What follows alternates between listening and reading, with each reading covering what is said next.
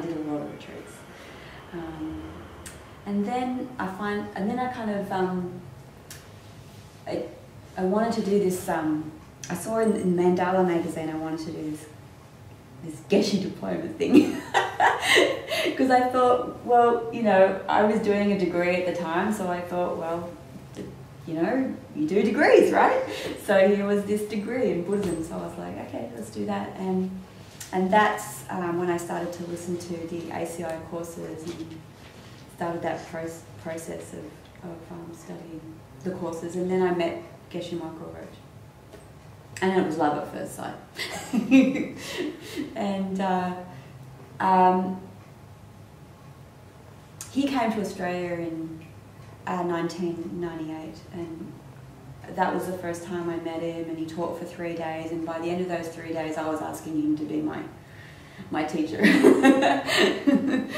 You know, it was one of those quick decisions.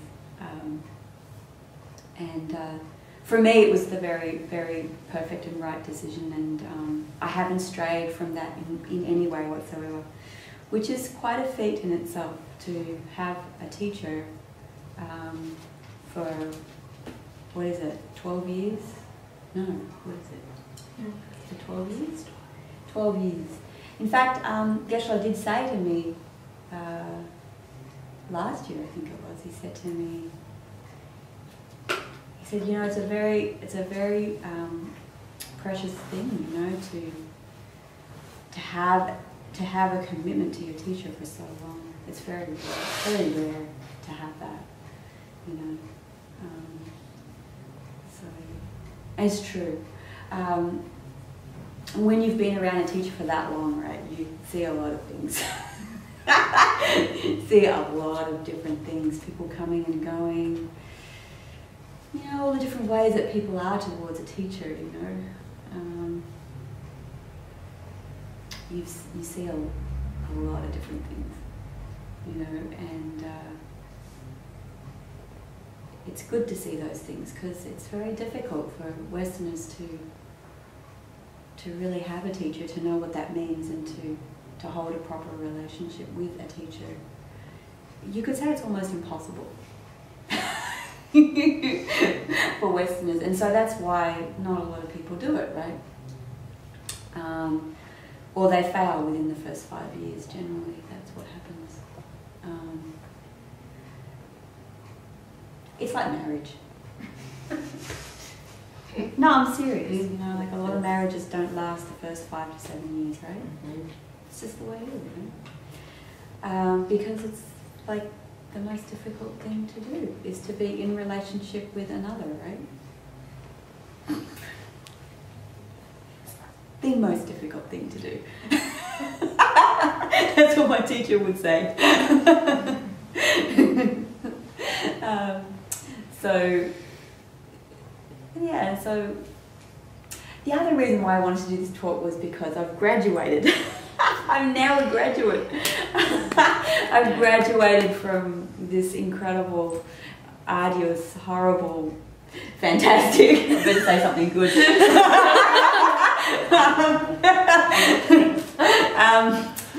Yeah, painful experience of going to America for the last 6 years of my life, 3 times a year for 6 weeks a year, unable to hold a job, poor student, you know, crappy conditions in the desert, you know, definitely not conducive to study or meditation or yoga.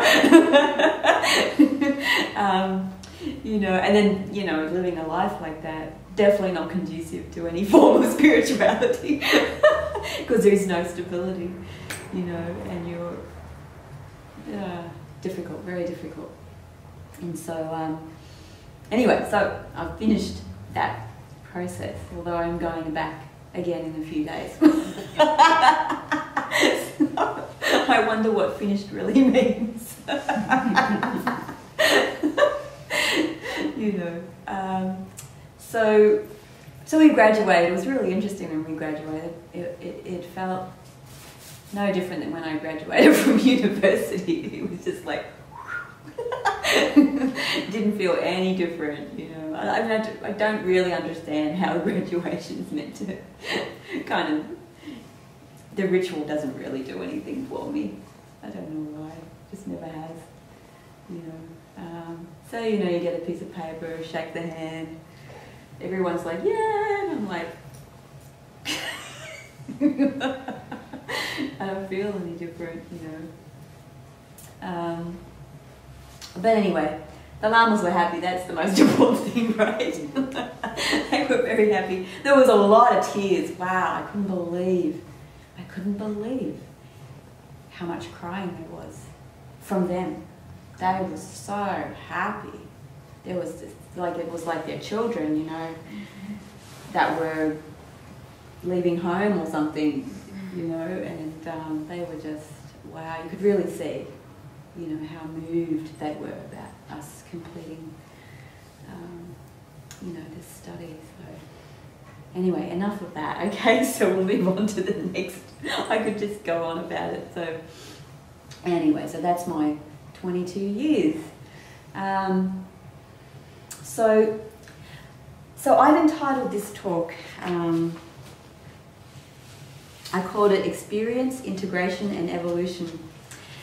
These are the words for me that really kind of speak about a spiritual life. If I think about what is a spiritual life, having done it for 22 years, you know, these are the words that came up for me. Experience, integration and evolution. So I want to start off with a question. So just close your eyes or just focus your mind. Think back to, like, what was the thing that first gave you a glimpse into something spiritual? What was the experience that opened that door for you?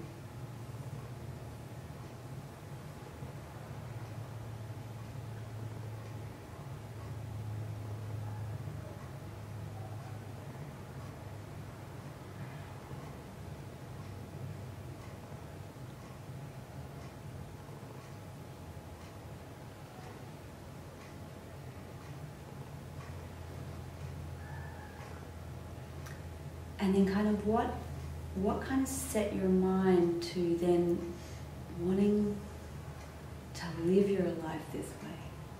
You know, what kind of brought it to this level of making it concrete?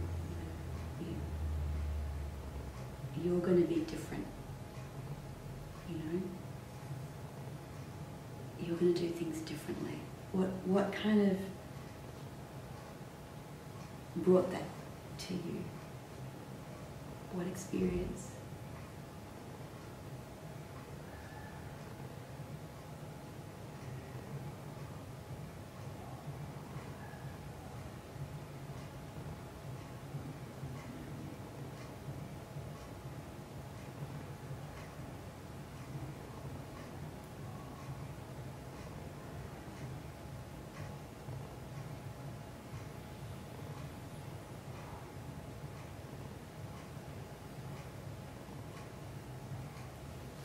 And so you can open your eyes.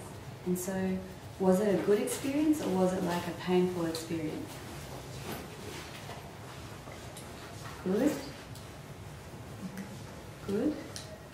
Mine was painful. Yeah.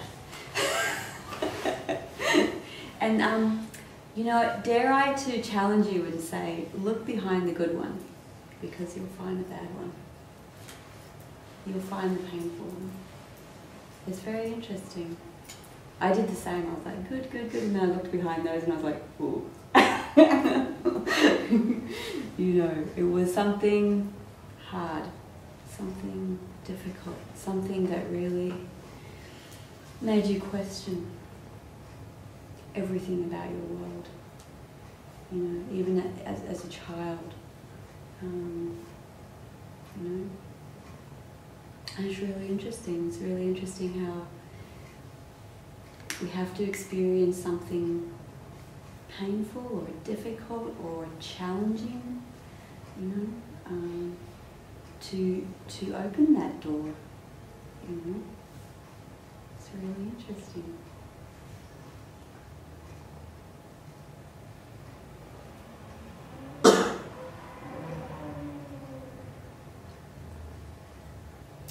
And so when I think about that,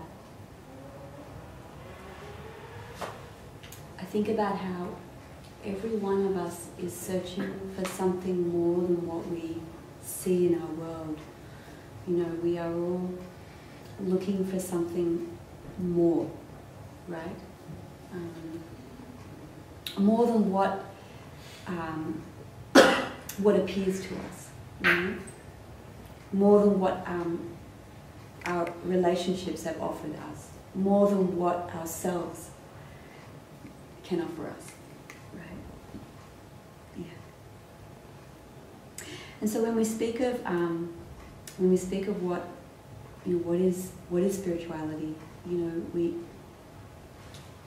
would always be thinking about it or speaking about it in terms of it being beyond the ordinary, right?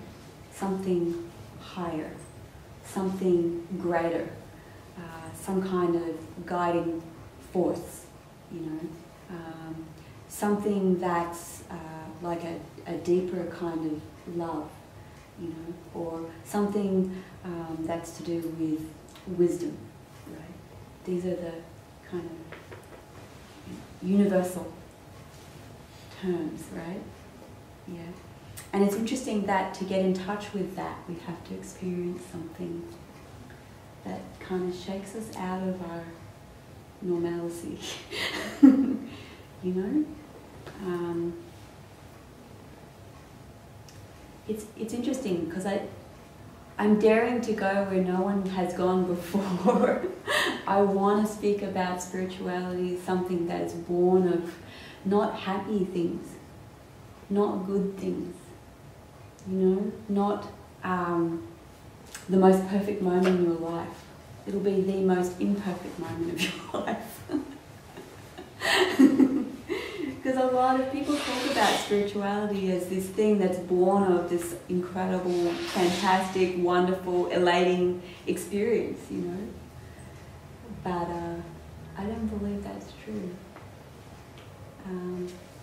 I believe that the times when you're in your darkest moments is when you will really experience something spiritual.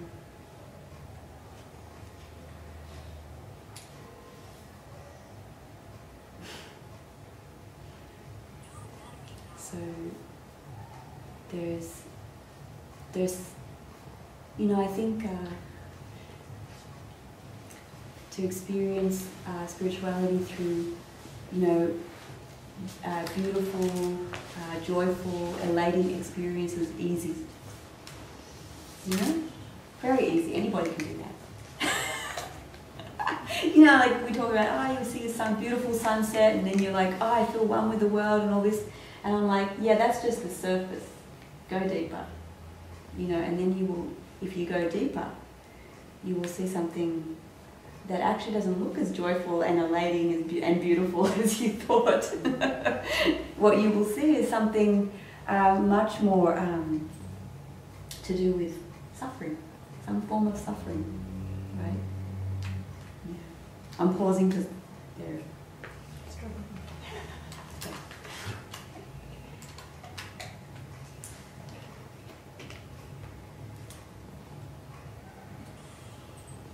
And if it's going to be troublesome, just do your best, whatever.